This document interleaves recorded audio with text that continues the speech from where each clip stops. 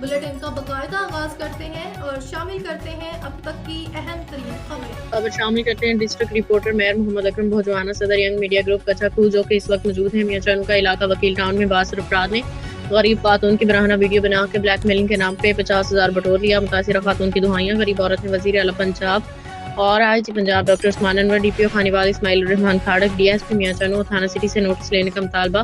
मजीद जानते हैं वहाँ पे मौजूद हमारे नुमाइंदे मेयर मोहम्मद अकरम भोजवाना जी। अकरम आगाह कीजिएगा क्या कहना है मुतासरा खातून का। जेठ आ मेरे ना ਸਹੁਰੇ ਨੇ ਉਹਨਾਂ ਨੂੰ ਬੇਦਖਲ ਕਰਤਾ ਸੀ ਰਮਜ਼ਾਨ ਨੂੰ ਤੇ ਇਜਾਜ਼ ਨੂੰ। ਉਹਨਾਂ ਨੇ 12 ਸਾਲ ਪਹਿਲਾਂ ਸਾਡੀ ਸ਼ਾਦੀ ਹੋਈ, ਉਹਨਾਂ ਨੇ ਸਾਡੀ ਕੀਤੀ ਦਾਵਤ। ਉਹਨਾਂ ਨੇ ਨਾ ਸ਼ਾਮ ਦੇ ਟਾਈਮ ਦਾਵਤ ਕੀਤੀ, ਅਸੀਂ ਗਏ ਆ ਤੇ ਉਹਨਾਂ ਨੇ ਨਾ ਪਤਾ ਨਹੀਂ ਕੀ ਵਿੱਚ ਮਿਲਾਇਆ, ਅਸੀਂ ਬੇਹੋਸ਼ ਹੋ ਗਏ ਦੋਨੇ ਮੀਆਂ ਬੀਵੀ। ਸਾਡੀਆਂ ਉਹਨਾਂ ਨੇ ਫੋਟੋਆਂ ਲਈਆਂ ਵਾ। ਉਸ ਵਜ੍ਹਾ ਤੋਂ ਸਾਨੂੰ ਬਲੈਕਮੇਲ ਕਰ ਰਹੇ ਆ, ਜੋ ਗਲਤ ਮਲਤ ਕੰਮ ਆ ਮੇਰੇ ਮੀਆਂ ਕੋ ਕਰਵਾਉਂਦੇ ਆ। ਮੇਰੇ ਮੀਆਂ ਨੂੰ ਟੀਵੀ ਹੋ ਗਿਆ, ਮੈਨੂੰ ਕੰਮ ਤੇ ਜਾਣਾ ਪਿਆ ਮਜਬੂਰੀ ਦੀ ਵਜ੍ਹਾ ਤੋਂ।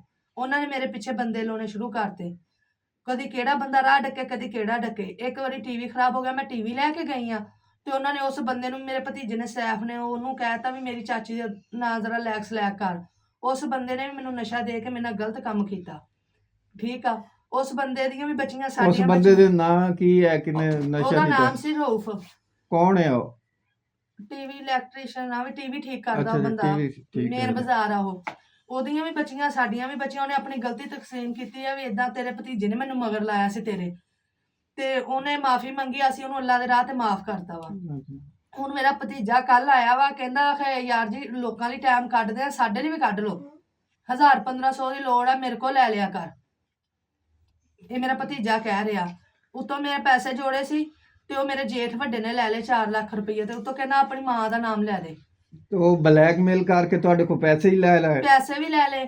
ਠੀਕ ਆ, ਤੁਹਾਡੇ ਕੋਲ ਨਜਾਇਜ਼ ਕੰਮ ਨਹੀਂ ਕਰਾ ਰਿਹਾ, ਬਲੈਕਮੇਲ ਕਰਕੇ ਉਹ ਫੋਟੋਆਂ ਤਸਵੀਰਾਂ ਦਿਖਾ ਕੇ। ਹਾਂਜੀ, 6 ਲੱਖ ਰੁਪਇਆ ਮੇਰੇ ਸਹੁਰੇ ਦਾ ਵੀ ਕੱਢ ਕੇ ਲੈ ਗਏ ਆ, ਤੇ ਕਹਿੰਦੇ ਸ਼ਹਜ਼ਾਦ ਦਾ ਨਾਮ ਲੈ ਦੋ, ਵੀ ਨਾਲ ਦੇ ਮੇਰੇ ਛੋਟੇ ਦਿਓਰ ਦਾ ਨਾਮ ਲੈ ਦੋ, ਵੀ ਉਹਨੇ ਕੱਢਿਆ ਵਾ, ਵੀ ਉਹ ਇਹਨਾਂ ਨਾਲ ਬਹੁਤੀ ਲੈਕਸ ਲੈਕ ਉਹਨਾਂ ਦੀ ਆ, ਵੀ ਉਹਨਾਂ ਨੇ ਕੱਢਿਆ ਵਾ, ਵੀ ਗਲਤ ਝੂਠੇ ਸੱਚੇ ਬਿਆਨ ਸਾਡੇ ਕੋਲ ਉਹਨਾਂ ਨੇ ਕਿੰਨੇ ਵੀ ਰਿਕਾਰਡ ਕੀਤੇ ਹੋਏ ਆ। ਮੇਰੇ ਬੰਦੇ ਦੇ ਮੋਬਾਈਲ ਤੇ ਰਿਕਾਰਡਿੰਗ ਲਾ ਕੇ ਤੇ ਉਹਨੂੰ ਕਹਿੰਦਾ ਵੀ ਯਾਰ ਬੰਦਿਆਂ ਨਾਲ ਇਹਦੀਆਂ ਗੱਲਾਂ ਕਰਵਾ। ਇਹਦਾ ਮਤਲਬ ਕਿ ਤੈਨੂੰ ਗਲਤ ਕੰਮ ਤੇ ਲਾਉਣਾ ਚਾਹੁੰਦੇ ਨੇ, ਬਲੈਕਮੇਲ ਕਰਕੇ ਕਿ ਸਾਡੀ ਕਮਾਈ ਆਵੇ, ਸਾਡੇ ਕਮਾਈ ਦਾ ਜ਼ਰੀਆ ਬਣੇ। ਹਾਂਜੀ, ਜ਼ਰੀਆ ਬਣੇ। ਅਸੀਂ ਦੋਨੇ ਮੀਆਂ ਬੀਵੀ ਆਪਣੀ ਜ਼ਿੰਦਗੀ ਜੀਣਾ ਚਾਹੁੰਦੇ ਹਾਂ, ਨਹੀਂ ਜੀਣ ਦੇ ਰਹੇ। ਤੁਹਾਨੂੰ ਵੀ ਇਦਾਂ ਦੀ ਜ਼ਿੰਦਗੀ ਨਹੀਂ ਜੀ ਦੇ ਨਹੀਂ, ਰਹੇ? ਸਾਨੂੰ ਨਹੀਂ ਇਦਾਂ ਦੀ ਜ਼ਿੰਦਗੀ ਚਾਹੀਦੀ ਭਾਈ। ਤੁਹਾਨੂੰ ਤੰਗ ਕਰ ਰਹੇ ਨੇ? ਤੰਗ ਕਰ ਰਹੇ, ਕਦੀ ਉਹਦਾ ਵੱਡਾ ਮੁੰਡਾ ਆਂਦਾ ਵਾ, ਕਦੀ ਉਹਦਾ ਛੋਟਾ ਮੁੰਡਾ ਆਂਦਾ ਵਾ। ਠੀਕ ਆ ਕੇ ਜਦੋਂ ਮੇਰੇ ਬੱਚੇ ਪੜ੍ਹਨ ਜਾਂਦੇ, ਮੀਆਂ ਮੇਰਾ ਬਾਹਰ ਚੱਲ ਜਾਂਦਾ, ਉਹ ਆ ਕੇ ਦੋਨੇ ਮੁੰਡੇ ਇਦਾਂ ਹੀ ਕਰਦੇ ਆ ਸਾਡੇ ਨਾਲ। ਇਮਰਾਨ ਸਹਾਫੀ ਦੇ ਕੋਲ ਅਸੀਂ ਗਏ, ਉਹਨਾਂ ਨੇ ਸਾਨੂੰ 50,000 ਰੁਪਇਆ ਮੇਰੇ ਬੱਚੇ ਦੀ ਮਦਦ ਕੀਤੀ। ਉਹਨਾਂ ਨੇ ਕਿਹਾ ਵੀ ਇਹਦਾ ਆਪਰੇਸ਼ਨ ਕਰਾ ਲਓ। ਉਹ ਵੀ ਮੇਰੇ ਜੇਠ ਨੇ ਲੈ ਲਿਆ ਮੋਬਾਈਲ, ਉਹਨਾਂ ਨੇ ਟੱਚ ਦਿੱਤਾ ਵਾ, ਉਹ ਵੀ ਇਹਨਾਂ ਨੇ ਲੈ ਲਿਆ। ਸਾਡੀ ਇੰਨੀ ਕੁ ਗੁਜ਼ਾਰਿਸ਼ ਆ ਵੀ ਸਾਨੂੰ ਤਹਾਫੁਜ਼ ਦੇ ਦਿਓ, ਵੀ ਕੱਲ ਨੂੰ 100 ਹਬੀ ਨਬੀ ਹੁੰਦੀ ਆ, ਉਹ ਜ਼ਿੰਮੇਦਾਰ ਇਹ ਵਾ, ਸਾਡੀ ਹੋਰ ਕਿਸੇ ਨਾਲ ਦੁਸ਼ਮਣੀ ਕੋਈ ਨਹੀਂ।